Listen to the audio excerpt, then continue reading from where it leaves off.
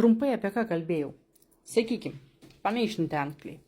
Puikus pasirinkimas prancūzų buldogam, kurie turi problemą su kvėpavimu. Toks antkakliukas. Labai dažnai renkasi kinų koduotojų savininkai. Tada, sakykim, variantas 5 cm pločio, bet čia dydis pas mus yra dydis XL, truputėlį didukas, bet tokio pločio dažniausiai renkasi Cane Corso savininkai. Tada štai toks standžios odos, šitas su papuošimais, gali būti be papuošimų.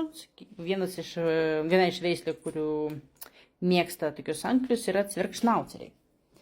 Taigi, kiekviena veislė turi savo mylimus. Va, o šitas variantas yra korgių mylimas su rakinama saktim, įvairiausių spalvų.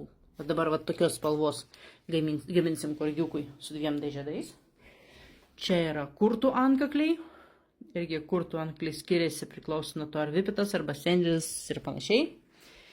Taigi, štai dar yra toks apvalus variantas.